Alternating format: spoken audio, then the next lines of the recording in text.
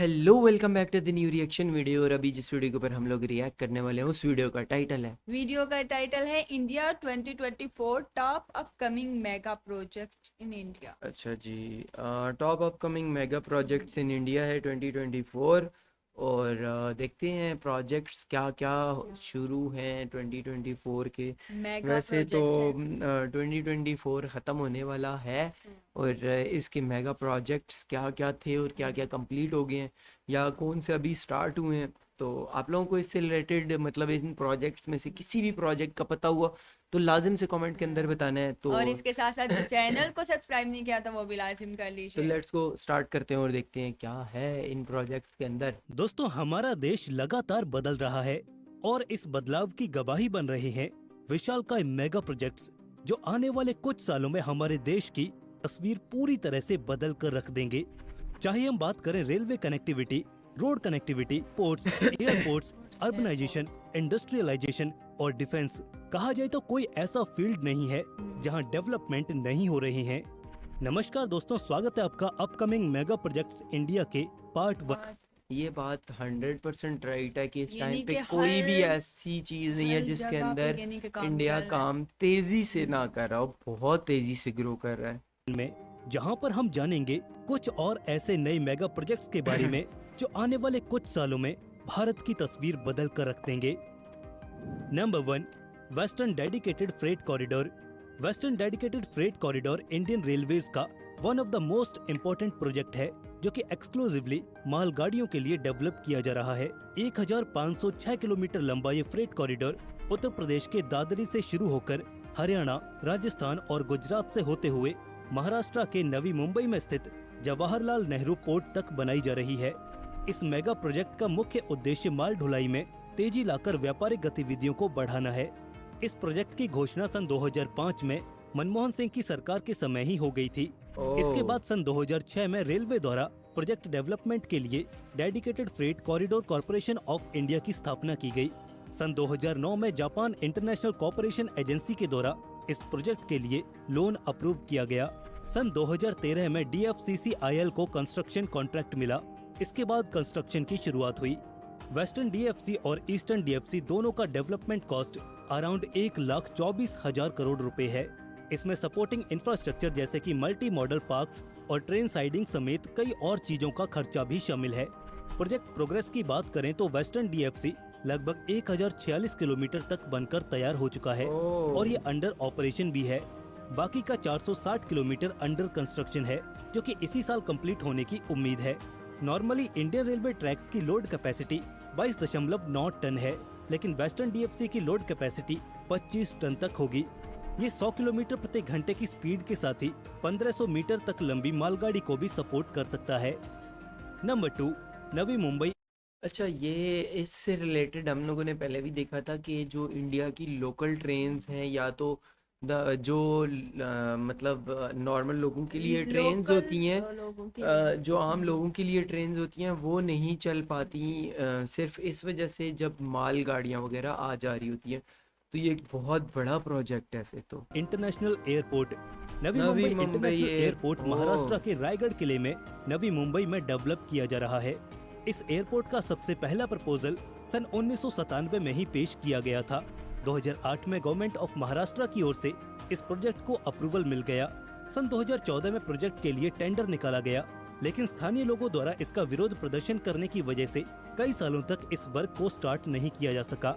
Finally अक्टूबर सन 2017 में CIDCO और protesters के बीच में एक एग्रीमेंट हुआ।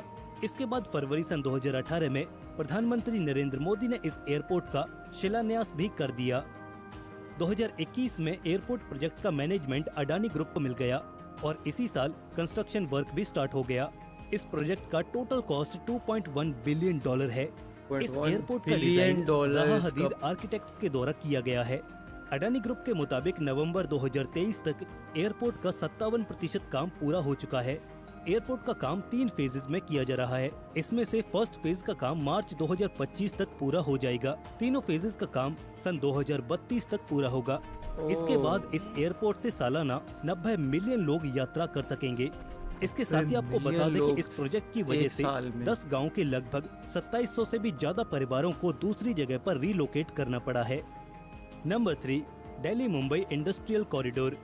दिल्ली मुंबई इंडस्ट्रियल कॉरिडोर देश की इकोनॉमिक ग्रोथ को एक नई ऊंचाइयों तक पहुंचा देगा।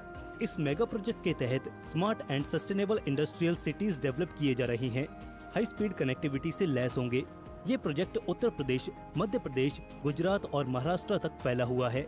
इस प्रोजेक्ट के तहत अलग अलग राज्यों में 10 बड़े इन्वेस्टमेंट रीजन्स, इंडस्ट्रियल टाउनशिप और मल्टी मॉडल लॉजिस्टिक हब वाले इंडस्ट्रियल सिटीज डेवलप किए जा रही हैं। दिल्ली मुंबई एक्सप्रेसवे और western dedicated freight corridor DMIC के लिए बैकबोन की तरह हैं, जो कि इस पूरे कॉरिडोर में ट्रैवल टाइम को काफी हद तक कम कर देगा। कंटेनर्स के लिए ट्रैवल टाइम 50 घंटे से घटकर फ्रेट कॉरिडोर के माध्यम से सिर्फ 17 घंटे का हो जाएगा। बाय रोड भी Nice. ट्रैवल टाइम काफी हद तक कम हो जाएगा। इस प्रोजेक्ट का प्रपोजल तत्कालीन सरकार के द्वारा सन 2007 में पेश किया गया था।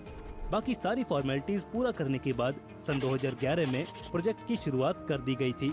इस पूरे प्रोजेक्ट का टोटल कॉस्ट अराउंड $90 बिलियन है। 10 mega 90 industrial zone, billion high speed dollar. Freight line, 3 ports, 6 airports, Mumbai और दिल्ली को जोड़ने वाला 6 लेन इंटरसेक्शन फ्री एक्सप्रेसवे और 400 मेगावाट पावर प्लांट, ये सभी DMIC के तहत डेवलप किए गए हैं और किए जा रहे हैं। मेरे ख्याल से तो ये तो सबसे ही बड़ा प्रोजेक्ट है इंडिया का। नंबर 4, भारतमाला। भारतमाला परियोजना भारत सरकार की मोस्ट एम्बिशियस मेगा प्रोजेक्ट है, जो तैयार हो जाने के बाद रोड ट्रांसपोर्ट में क्रांतिकारी बदलाव लाएगा। फिलहाल भारत का रोड नेटवर्क लगभग 62 लाख किलोमीटर के आसपास है, लेकिन इसमें से सिर्फ 2% ही नेशनल हाईवेज हैं, जो कि 40% ट्रैफिक को कैरी करता है। भारतमाला परियोजना के तहत सरकार इस कनेक्शन को 80% तक लेकर जाएगी।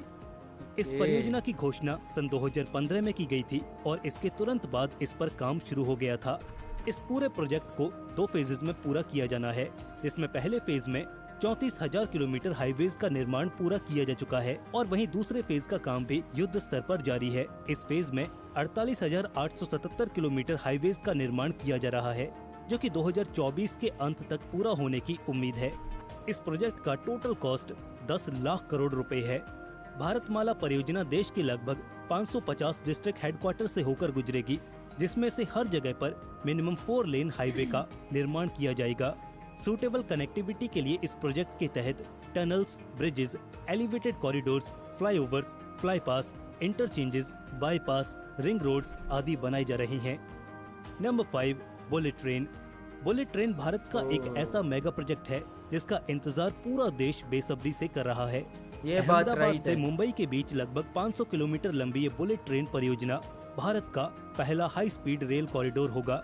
इस प्रोजेक्ट की शुरुआत सितंबर सन 2013 में हुई थी, जब तत्कालीन ओह। प्रधानमंत्री मनमोहन सिंह और जापान के प्रधानमंत्री शिंजो आबे ने मुंबई अहमदाबाद बुलेट ट्रेन के लिए MOU साइन किया था।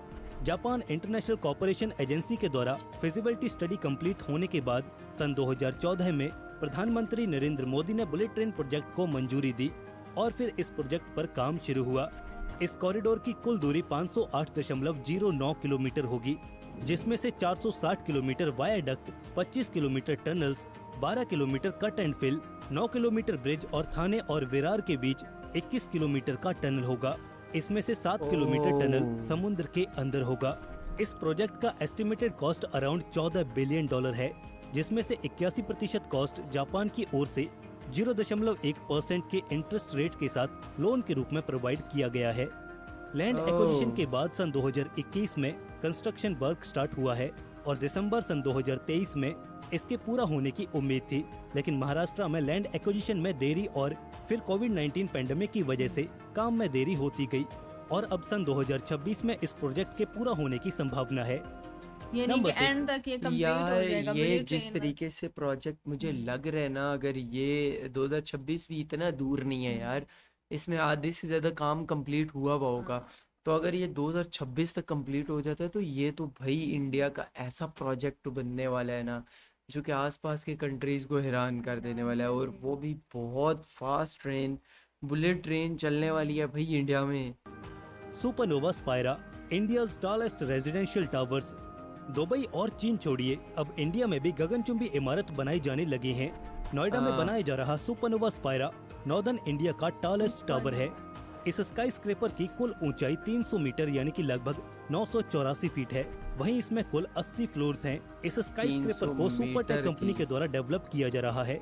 ये एक मिक्स्ड यूज स्काई स्क्रेपर होगा जिसे रेजिडेंशियल के साथ ही बिजनेस पर्पस के लिए भी उपयोग किया जाएगा। ओके। लग्जरी अपार्टमेंट्स के साथ ही इसमें दुबई जैसे लग्जरी होटल्स और वर्ल्ड क्लास ऑफिसेज भी बनाई जा रही हैं। सुपरनोवा स्पायरा का कंस्ट्रक्शन 2012 में शुरू हुआ था और 2025 में ये पूरी तरह से बनकर तैयार हो जाएगा।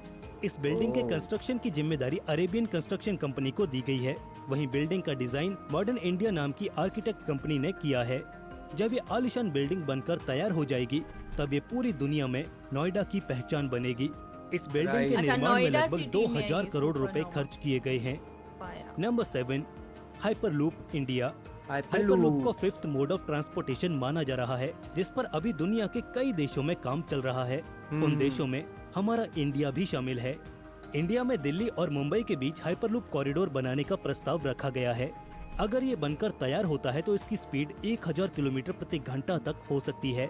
हाइपरलूप के द्वारा ट्रैवलिंग एक ट्यूब के अंदर होती है जिसमें हाँ। पॉड्स ट्रैवल करती हैं।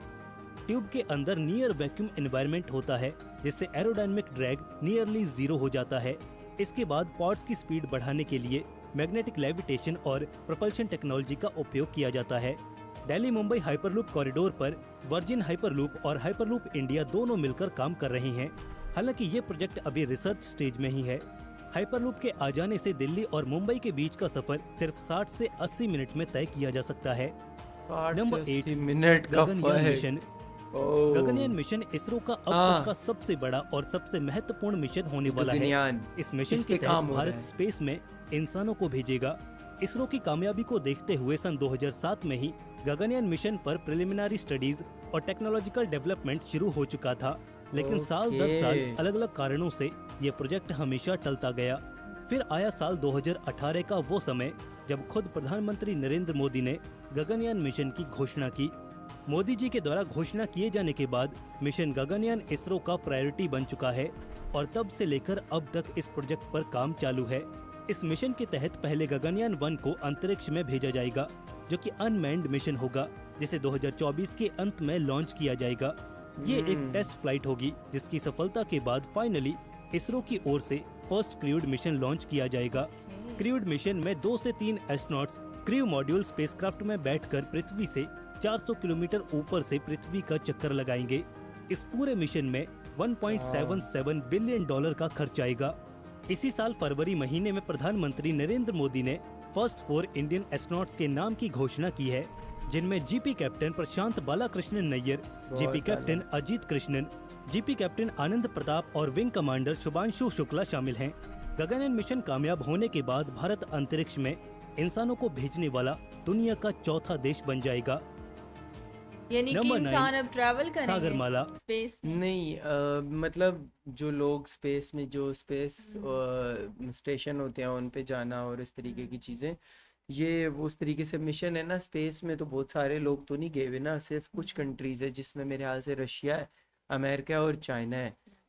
तो ये आ जाएगा उसके बाद, मतलब इंडिया आ जाएगा, जो कि कोई अपना बंदा ऊपर स्पेस में भेज रहे हैं। इसके अलावा तो और कोई कंट्री नहीं है।